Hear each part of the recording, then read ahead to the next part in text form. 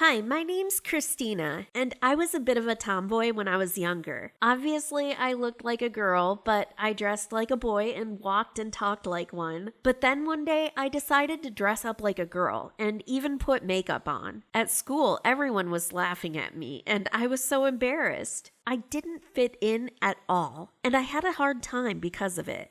But then things suddenly changed. I got to high school and two girls, Anna and Lisa, became friends with me. And before I knew it, I was one of the most popular girls in school. It felt surreal. I'd gone from being a complete tomboy that people laughed at to the complete opposite. Anna and Lisa soon found boyfriends, and I won't lie, I felt pretty left out. No boys had asked me out yet. They all still thought of me as Christina the tomboy, but then a new boy transferred to our school, and I decided this was my chance. He was the principal's son, and he was so cute. I told Anna and Lisa I thought he was gorgeous.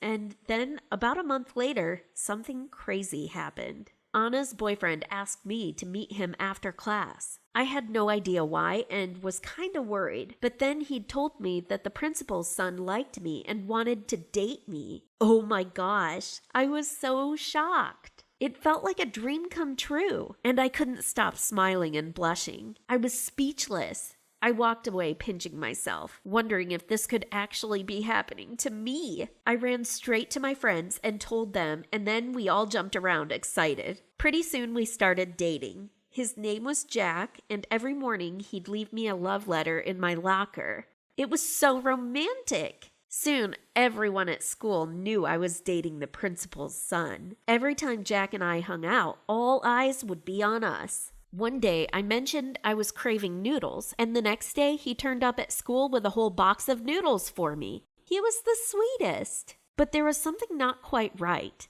Anytime he had to get close to me, I'd freeze, and when he tried to kiss me for the first time, I felt like my heart was going to leap out of my chest. It was beating so fast. I thought I was going to faint, but I was too scared to tell him. So I just tried to act as normal as possible. I started to become really self-conscious every time we hung out. And then summer vacation came, and he left to go on holiday with his family. After a few days, I got a call from some guy. He said, "Is this Ryan?" I told him he'd got the wrong number and hung up.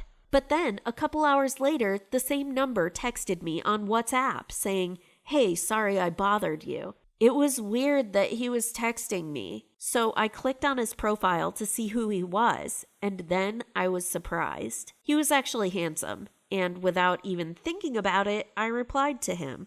I didn't feel bad because it's not as if I was cheating on Jack. But then soon I was chatting to him more and more. And then he even called me. His name was Eric, and after a while, we started exchanging pictures, and then we video called. There was no denying the fact that I was falling for him. I told my friends, and even though they were happy for me, they felt sad for Jack. There was nothing else for it. I had to break up with Jack. I decided to write him a letter, but that same day, he asked me to meet him. He'd left a necklace and a letter saying how much he missed me on my desk that morning, and it made me feel terrible. I went to meet him, and I was holding the necklace and letter I'd written him. He looked so confused as I handed them to him and asked me what was wrong. Then he read the letter and burst into tears. I'd never seen him cry before, and I just stood there frozen. He begged me not to break up with him. But all I could think of was Eric. I felt bad, but what could I do?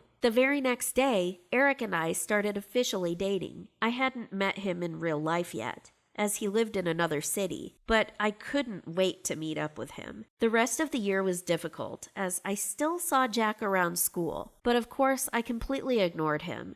Anna's boyfriend told me he still missed me a lot, and even though I knew he didn't deserve to be treated like this, I didn't care. All I cared about was Eric. We made plans to move in together, and that first year of dating was incredible. But then things started to change. He started drinking every day, and one time he didn't come home for a week, and his phone was always turned off. Pretty soon we were fighting every single day, and my friends told me he was probably cheating on me, but I didn't believe them. Eric always looked drunk, but he never smelled of alcohol. But then one day I found some pills in his pocket. I asked him what they were, and he said they were just painkillers to help with his new wisdom teeth coming in.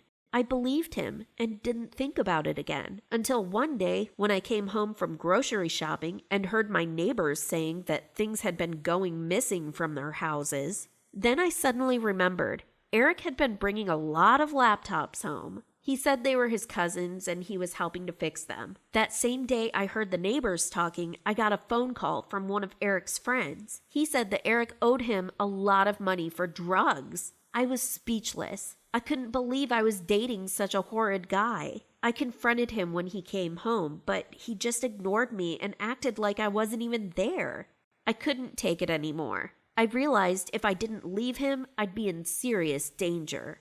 So finally, I packed my bags and left. I didn't even feel angry or sad. It's like my heart had already been broken, and by leaving, I was finally giving myself a chance to heal.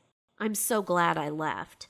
It has been 6 years now, and I'm still single. I often think about Jack, but my friends told me that he's dating someone else now. I stalk him on social media and can't stop thinking about him. He was the guy I should have stayed with. Part of me wants to text him, asking him to forgive me, but I'm afraid he'll laugh and say that we were just kids back then. I don't know what to do. Should I text him or not? And Jack, if you're watching this, I'm sorry.